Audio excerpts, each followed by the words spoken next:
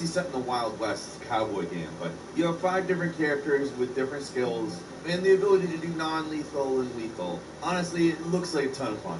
I can't wait to play it. Desperados 3 is coming to PC, PS4, and Xbox One on June 16th. At number 6 is the Elder Scrolls Online Greymoor, which is being billed as a descent into the dark heart of Skyrim. The official plot is stopping a vampire lord from enslaving the entirety of Tamriel, but is in truth a continuation of the story that began with Harrowstorm. Now, while you have seen Skyrim in Elder Scrolls Online, the entirety of Western Skyrim is unlocked in Greymoor. According to Bethesda, this is going to be a 30-hour quest, and is actually the start of a Dark Heart of Skyrim year-long adventure, Greymoor being the first chapter. So there's a lot more to do aside from these 30 hours they've promised. Also, there's something they're calling an antiquity system, where you'll uncover the world's hidden history according to marketing materials. Obviously, it's an elaborate lore system, which is fine. I mean, it's probably a bit of a collectathon in some respects. However, I do think for a lot of people that's actually fun. Uncovering the history of Skyrim, that's not something I don't want to do. Greymoor itself is history. It happens 900 years before the actual Skyrim games. So it should be really interesting to see exactly what's different about Skyrim. And of course, it will always be fun to see a region of Elder Scrolls updated for the much better look that is the Elder Scrolls Online. At number 5 is Ninjala, which is a Splatoon-like, for lack of a better term. However, I've actually identified in previous videos that I think it retains a lot of Legend of the Mystical Ninja / Gomon influence. If you remember that series, if you basically made those games into a multiplayer game very akin to Splatoon, I believe this is essentially what you have. As far as the look, it definitely apes Splatoon a lot more than anything else. But instead of painting, you're hacking and slashing with ninja weapons, doing disguises that are, quite frankly, very silly, and enjoying a killer, very Legend of the Mystical Ninja-ish, samurai-sounding soundtrack. I may be projecting the Legend of the Mystical Ninja stuff onto it, I don't know. I haven't played it yet, of course, but I'm really excited for it. It looks like a super fun game, and like the yo-yo, for instance, has got me quite interested. It looks silly in the right way, and it is free to play, which offers a distinct advantage of I will have it day one, no questions, but also does open the door to some stuff that we obviously aren't super excited about. We'll see exactly to what extent that stuff makes its appearance, but outside of that concern, this looks like possibly one of the most fun multiplayer games. And if it turns out to be as good as it looks, then it's my opinion that we have a real contender for Switch Multiplayer Game of the Year here. That game is hitting June 24th. I will be checking it out. At number 4, Disintegration is an interesting looking game. It bills itself as a sci-fi FPS with RTS elements. Now the way I've kind of translated this mentally is it looks a lot like you pilot these devices called grav cycles, and in some ways command a small team in a manner that reminds me a little bit of like a MOBA. And I mean kind of along the lines of a League of Legends. You have the ability to direct your team to attack specific. So, I'm a 17-year-old high school dropout.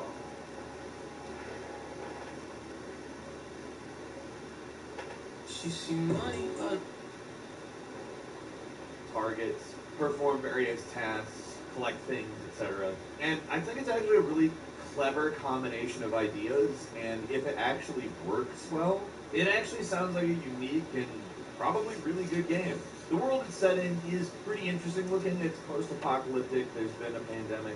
Maybe a little bit too on the nose for some people at the moment. But maybe not. I don't know. It's not going to bug me.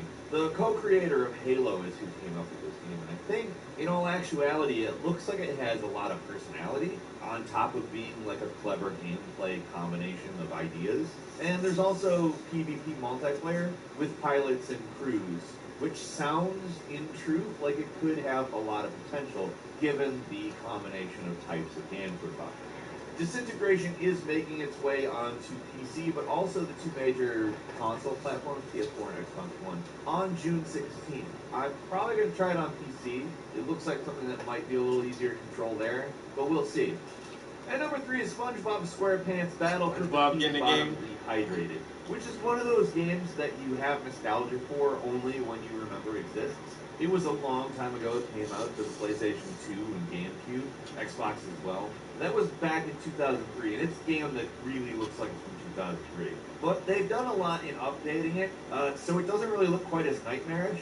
And yeah, that's the kind of game it looked like. Because they didn't really have like toon shading in it. They had kind of weirdly just lack of detail type shading. But they've gone ahead and made this a very colorful remake. They've added a lot to the visual aesthetic in that respect, as well as making it so that the characters themselves don't have nightmarish shadows all over them all the time. The lighting behaves a lot more like a cartoon, and it overall just looks a lot better. It looks like the core game itself, even down to levels, though, has been preserved. At the time, it was kind of harshly reviewed on account it was a collectathon, and it came out at a time when there was literally just a million of them. However, looking back, it's actually a pretty darn good game, and it's pretty cool. Be with you guys in a minute. Make it. They've also added a multiplayer element as well as included a bunch of cut content. SpongeBob SquarePants Battle for Bikini Bottom Rehydrating comes to PC, PS4, Xbox One, and Switch on the 23rd. And number 2 is Valorant, a new game from the League of Legends creators at Riot Games. Valorant is billing itself as a tactical shooter along the lines of Rainbow Six Siege or CSGO.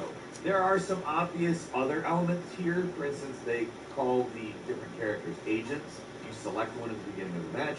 They have different abilities, and therefore, strategically speaking, that kind of adds some Overwatch elements to it. However, as far as the style of play, they really want you to think along the lines of CSGO. The main mode of this game is to plant a bomb. Again, like I said, CSGO, very large inspiration here. Well, the other team tries to stop you, but from the looks, it adds so much stuff that it feels like something different altogether.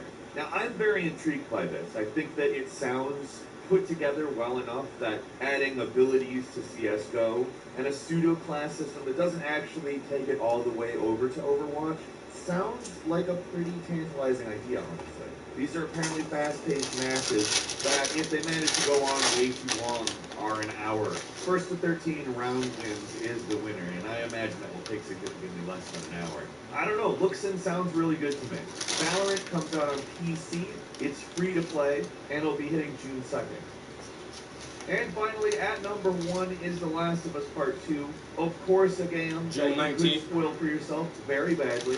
But overall, we're talking about the next installment is something that we're very happy has become a series. We're very interested to see where it goes. I've managed not to spoil it for myself, despite even saying this in videos. Yeah, that's right, I'm not looking at Twitter. I can't see it if you're sending me it.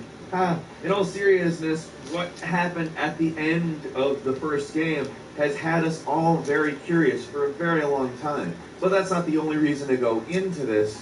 What it really looks like is that they've expanded upon the game's mechanics to such a degree that I think it really looks like a big jump. We're talking a lot of different stealth mechanics. We're talking a jump button. We're talking more vertical combat situations.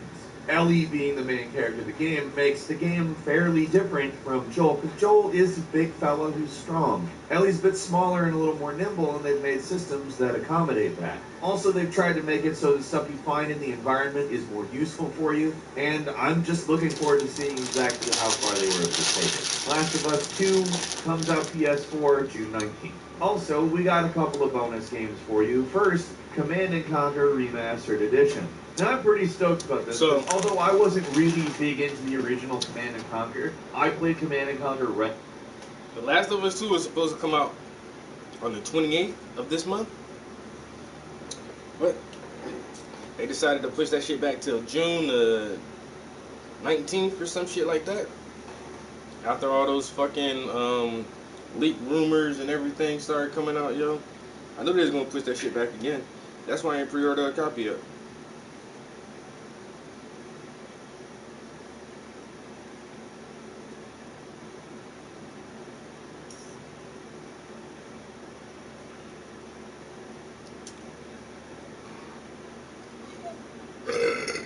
What?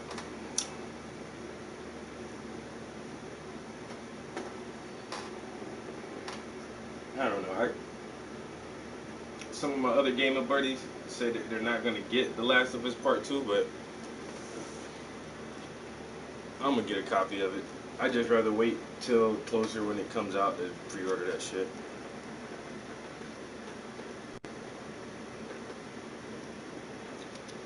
Let me check the calendar too. Might have to take a day off work for that shit.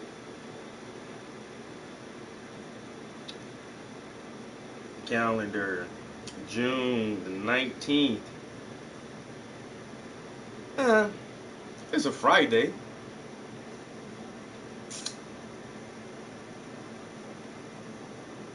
Not too bad. On a Friday.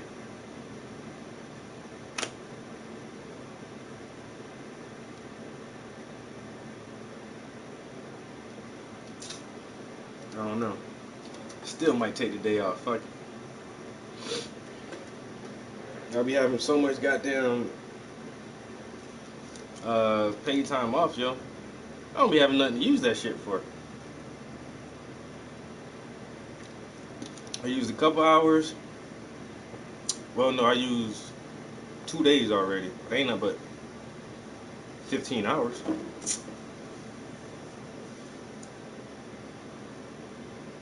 And I get 15 hours of basically vacation time every month.